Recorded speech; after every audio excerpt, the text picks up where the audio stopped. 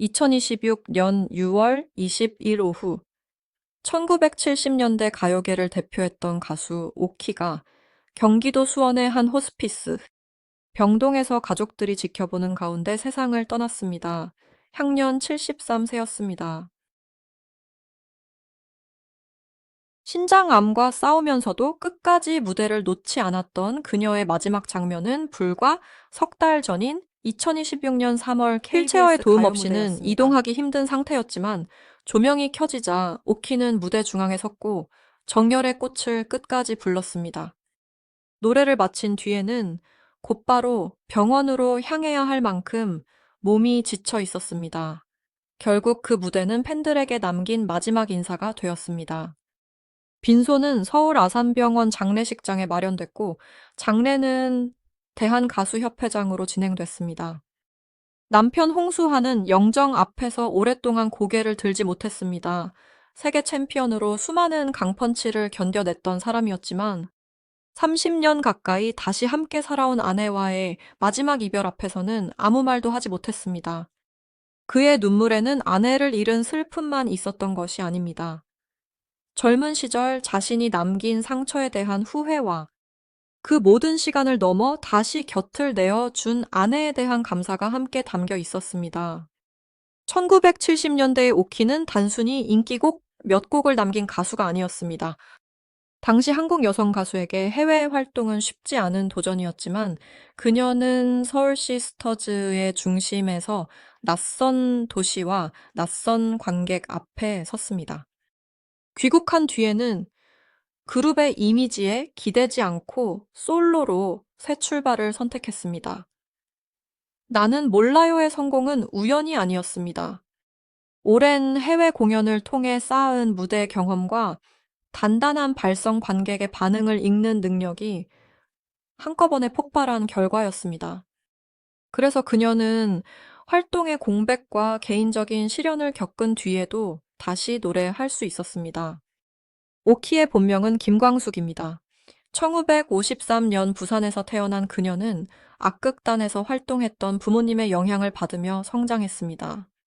배화여 중3 학년 시절에는 고모의 소개로 당대 최고의 가수 현미를 만났고 이후 미팔군 무대 오디션을 통과하며 본격적으로 노래를 시작했습니다. 1968년에는 5인조 여성그룹 서울시스터즈의 리더로 활동했습니다. 서울시스터즈는 홍콩과 중동 미국과 캐나다를 오가며 공연했고 라스베이거스 무대에도 올랐습니다. 오늘날처럼 케이팝이라는 이름이 널리 알려지기 전 해외 무대에서 한국 대중음악을 알린 선구자들이었습니다. 해외 활동을 마치고 돌아온 오키는 1974년 솔로 가수로 전향했습니다. 데뷔곡 나는 몰라요가 큰 사랑을 받으면서 단숨에 스타가 됐고 MBC 10대 가수상까지 수상했습니다. 이후 눈으로만 두 손을 잡아요 등 여러 곡을 연이어 히트시키며 1970년대 대표 여성 가수로 자리 잡았습니다. 폭발적인 성량과 섬세한 감정을 동시에 표현하는 목소리 밝고 친근한 무대 매너는 오키만의 강점이었습니다. 특히 이웃사촌은 남녀노소가 함께 따라 부르는 국민 애창곡으로 오랫동안 사랑받았습니다. 그러나 전성기의 한복판에서 시작된 홍수환과의 사랑은 오키의 삶을 완전히 바꾸었습니다. 홍수환은 사전 5기의 신화로 불리던 세계 복싱 챔피언이었습니다. 가요계의 스타와 스포츠 영웅의 만남은 처음부터 세상에 큰 관심을 받았지만 당시 홍수환에게 기존 가정이 있었다는 사실 때문에 두 사람은 거센 비난을 받았습니다. 1978년 두 사람 사이에서 아이가 태어났고 오키는 화려한 무대를 뒤로 한 채 가정을 선택했습니다. 하지만 결혼 생활은 오래가지 못했습니다. 두 사람은 심한 갈등을 겪었고 홍수환의 폭력 문제까지 알려지면서 관계는 돌이킬 수 없는 파국으로 향했습니다. 오키는 자신이 사랑했던 사람에게서 깊은 상처를 입었고 결국 두 사람은 1979년 이혼했습니다. 이후 오키는 어린 딸을 보호하기 위해 미국으로 떠났습니다. 낯선 환경에서 아이를 키우며 생계를 책임져야 했고 한때 전국을 뒤흔들던 가수의 삶은 긴 침묵 속으로 들어갔습니다. 자신이 부른 노래가 라디오에서 흘러나올 때마다 무대가 그리웠지만 과거의 상처는 쉽게 사라지지 않았습니다. 그럼에도 오키는 음악을 완전히 포기하지 않았습니다. 1981년 아내의 일기와 오키의 꿈을 발표하며 다시 노래를 시작했고, 2003년 소설 같은 사랑, 2007년 돈 때문에 2017년 인생 열차를 내놓았습니다. 2024년에는 고마운 사랑과 음악, 동인 예회에 음반 전설을 노래하되 참여했습니다. 그 음반에 실린 인생 열차는 그녀가 생전에 남긴 마지막 녹음 가운데 하나가 됐습니다. 세월이 흘러도 오키는 자신을 가수로 기억해주는 관객들을 만나기 위해 무대를 찾았습니다. 가장 놀라운 반전은 이혼 후 16년이 지난 1995년에 찾아왔습니다. 다시는 마주하지 않을 것 같았던 오키와 홍수환이 재결합한 것입니다. 두 사람을 다시 이어준 인물은 오키의 오랜 친구였던 가수 장미화였습니다. 장미화는 부모의 문제와 아이가 받아야 할 사랑은 따로 생각해야 한다며 오키를 설득했습니다. 홍수환도 과거의 잘못을 인정하고 여러 차례 용서를 구했습니다. 딸 역시 부모가 다시 대화할 수 있도록 다리를 놓았습니다. 오키는 긴 고민 끝에 홍수환에게 다시 한번 기회를 주었습니다. 재결합 뒤 두 사람은 이전과 다른 삶을 살려고 노력했습니다. 함께 종교 활동과 자선 무대에 참여했고 2000년에는 찬양 음반도 발표했습니다. 과거의 상처가 완전히 사라질 수는 없었지만 두 사람은 서로에게 남은 시간을 책임지는 방식으로 살아갔습니다. 16년의 이별 뒤에 이어진 약 30년의 동행은 사랑만으로 설명하기 어려운 시간이었습니다. 잘못을 인정하고 용서를 구한 사람, 쉽게 지워지지 않는 상처를 안고도 다시 손을 내민 사람, 그리고 그 선택을 오랫동안 지켜낸 두 사람의 시간이었습니다. 오키의 건강에 이상 신호가 나타난 것은 오래전부터였습니다. 그녀는 2021년 당뇨병 진단을 받았고 2024년 건강 프로그램에 출연해 고혈압과 고지혈증, 고혈당 문제를 함께 겪고 있다고 밝혔습니다. 당시 공개된 공복 혈당은 137에서 140mg per 데시리터 수준이었습니다. 일반적으로 공복 혈당이 100 미만일 때 정상 범위로 보기 때문에 관리가 필요한 수치였습니다. 오키는 심한 피로와 아침 부종을 겪으면서도 운동과 무대 활동을 이어가려고 했습니다. 이후 신장암 진단을 받았을 때 병은 이미 상당히 진행된 상태였습니다. 암은 폐까지 전이됐고 오키는 폐의 전이 부위를 치료하는 수술과 항암 치료를 견뎌야 했습니다. 신장암은 초기 증상이 뚜렷하지 않아 늦게 발견되는 경우가 적지 않습니다. 다만 당뇨병과 고혈압이 곧바로 신장암을 만들었다고 단정할 수는 없습니다. 두 질환은 신장 기능과 혈관 건강을 악화시킬 수 있기 때문에 꾸준한 검사와 관리가 중요하다는 경고로 받아들여야 합니다.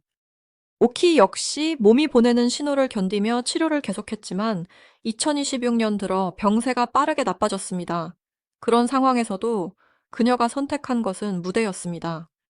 2026년 3월 23일 방송된 KBS 가요 무대에서 오키는 정열의 꽃을 불렀습니다.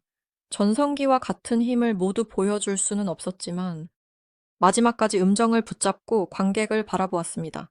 주변에서는 출연을 만류했지만 오키는 노래를 포기하지 않았습니다. 그것은 단순한 방송 출연이 아니라 평생 자신을 사랑해준 팬들에게 보내는 작별 인사였습니다. 무대가 끝난 뒤 건강은 급격히 악화됐고 결국 호스피스 병동으로 옮겨져 통증을 줄이는 치료를 받았습니다. 오키가 버틴 투병의 시간은 대중이 생각했던 것보다 길고 고통스러웠습니다. 방송에서는 늘 밝게 웃었지만 병원에서는 반복되는 검사와 치료를 받아야 했고 체력이 떨어진 날에도 다시 노래할 수 있다는 희망을 놓지 않았습니다. 2026년 1월 방송에서도 그는 암이 전이됐지만 이겨내고 있다는 뜻을 밝혔습니다. 하지만 봄을 지나며 상태는 빠르게 나빠졌습니다. 숨이 차고 몸을 움직이기 어려운 순간이 늘어났지만 무대 이야기가 나오면 눈빛이 달라졌다고 전해집니다. 가수에게 마지막까지 남은 힘은 노래였고 그 힘이 그녀를 다시 카메라 앞에 세웠습니다. 그녀의 죽음은 원로 가수들의 건강과 마지막 삶을 어떻게 바라봐야 하는지에 대한 질문도 남겼습니다. 전성기에는 수많은 사람의 박수를 받았지만 나이가 든 뒤에는 만성 질환과 암 경제적 부담 외로움 속에서 치료를 이어가는 경우가 많습니다. 더 큰 문제는 건강 상태가 확인되기도 전에 온라인에서 사망설과 과장된 소문이 퍼진다는 점입니다. 한 사람의 마지막 시간을 조회수를 위한 자극적인 이야기로 소비해서는 안 됩니다. 오키가 남긴 기록을 기억할 때도 병의 고통만 강조하기보다 해외 무대를 개척한 가수이자 끝까지 노래를 지킨 예술인으로 바라볼 필요가 있습니다. 절친한 동료 장미화는 오키가 세상을 떠난 날 병원을 찾아 마지막 면회를 했습니다. 집으로 돌아가는 길에 부고를 들었다는 장미화의 말은 많은 사람을 울렸습니다. 오키는 마지막 순간까지 가족과 동료, 그리고 자신이 평생 사랑했던 노래 곁에 있었습니다. 홍수환도 병상 곁을 지켰습니다. 젊은 날의 상처를 없던 일로 만들 수는 없었지만 그는 아내가 가장 힘든 순간에 곁을 떠나지 않았습니다. 오키의 삶은 한 시대의 화려한 성공만으로 설명되지 않습니다.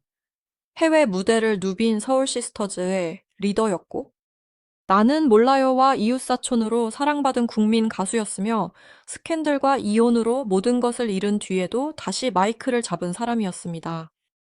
또한 16년의 이별을 넘어 재결합했고, 약 30년 동안 과거의 상처와 책임을 함께 감당했습니다. 그리고 신장암이 폐까지 전이된 상황에서도 마지막 무대에 올라 노래를 완성했습니다. 2026년 6월 20일 오키의 인생 열차는 멈췄습니다. 그러나 그녀가 남긴 노래와 무대는 멈추지 않았습니다. 홍수환이 빈소에서 흘린 눈물은 두 사람의 50년에 가까운 시간을 압축한 마지막 고백이었습니다. 사랑이 언제나 아름답지만은 않았고 용서가 과거를 지우지는 못했습니다. 그럼에도 두 사람은 남은 시간을 함께 책임지는 길을 선택했습니다. 오키가 마지막까지 지키려 했던 것은 화려한 명예가 아니라 가수로서의 약속이었습니다. 몸이 무너지는 순간에도 노래를 놓지 않았던 그녀의 마지막 무대는 오래도록 대중의 기억 속에 남을 것입니다.